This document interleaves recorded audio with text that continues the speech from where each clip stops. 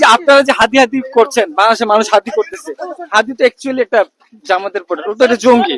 ভারতীয় আধিপত্যবাদ বিরোধী লড়াইয়ের আমাদের অন্যতম একজন শহীদ শরীফ ওসমান হাদি ভাই। তো হাদি ভাইয়ের যে মূল যে হত্যাকারী যে ছিল, তাকে আজকে কলকাতার একটি আদালতে উঠানো হয়েছে। তো তিনি তার ফয়সাল সে স্বীকারোক্তি দিয়েছে যে হাদি ভাই একজন জঙ্গি ছিলেন।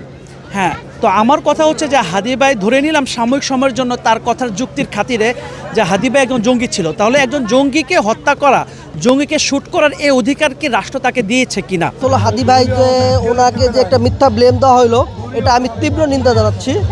হাদি ভাইয়ের কোনো কথায় আপনি যদি জঙ্গি বা কোনো প্রমাণ করতে পারেন না, আপনি তার দেশপ্রেমের যে প্রত্যেকটা কথায় আপনি দেখেন, আপনি শুরু হাদি ভাইকে আমরা চিনি কখন থেকে, 24-এর অভ্যুত্থানের পরে আমরা হাদি ভাইকে চিনি, কিন্তু এই 24 অভ্যুত্থান থেকে শুরু করে হাদি ভাই যেদিন মারা গেল, এর একটা দিনও তো আপনি জঙ্গিবাদের একটা কোনো কথা বা কিছুই পাবেন না।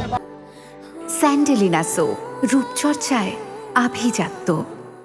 খুনটা কি তুমি করেছিলে? নো, তাহলে কে এটা জামাত বিএনপির একটা চাল হতে পারে। জামাতের কে? জামাতের কে? এটা তো আমি জানি না, অ্যাকচুয়ালি আমি জানি না। ফয়সালকে মানে যেটা কথা বলছে, যে কোনো মানুষ অন্যায় করার ব্যক্তি কেউ বলবে না আমি অন্যায় করছে, মানে যে চোর মানে সে বলবে না আমি নিজে চোর, সে বলবে হচ্ছে আরেকজনকে চোর সাবিত করার জন্য।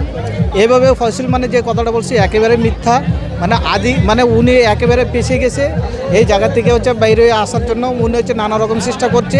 ফয়সাল হাদিকে নিয়ে যে মন্তব্য করেছেন আজকে ভারতের আদালতে, আসলে হাদিকে নিয়ে তাদের যে চিন্তা, হাদি হচ্ছে জঙ্গি, তারপর হাদি হচ্ছে বিএনপি জামাতের দালাল, এই ধরনের চিন্তাভাবনা তো আসলে আওয়ামী লীগের চিন্তাভাবনা। আমরা যদি 5ই আগস্টের আগে শেখ হাসিনার বক্তব্য দেখি, শেখ হাসিনা তো সাধারণ ছাত্রছাত্রী যারা আন্দোলনকারী ছিল তাদের প্রত্যেককে বিএনপি জামাত শিবির, এছাড়া যখনই শেখ হাসিনা শাসনের বিরুদ্ধে যে কেউ প্রশ্ন তুলেছে তাকে শিবির ট্যাগ দিয়ে তাদের সবাইকে আসলে নির্যাতন করেছে, নিপীড়ন করেছে, হত্যা করেছে, গুম করেছে। সো ওই ন্যারেটিভটা তারা বিশ্বাস করে এবং ওই আদর্শটা তারা লালন করে। এটি ফয়সাল হচ্ছে তার আজকের বক্তব্যের মধ্য দিয়ে, তার কথার মধ্য দিয়ে তিনি আবারও প্রমাণ করলেন।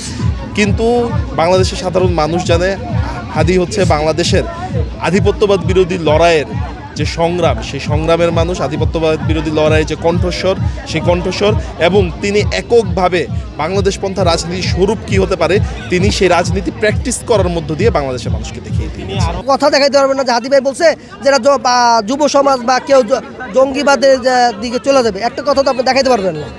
তা শুধু আমার ব্যক্তিগত মত হলো এই বিচারটাকে বিলম্বিত করার জন্য আমাদের পার্শ্ববর্তী যে দেশ বা যারা বন্ধু রাষ্ট্র বলি তারা এটা বা যে ফয়সাল এটা সম্পূর্ণ উদ্দেশ্যমূলক কথা বলতেছে হাদি ভাইয়ের হত্যাটা বিলম্ব করার জন্য বা নাটকের মোড় ঘুরানোর জন্য।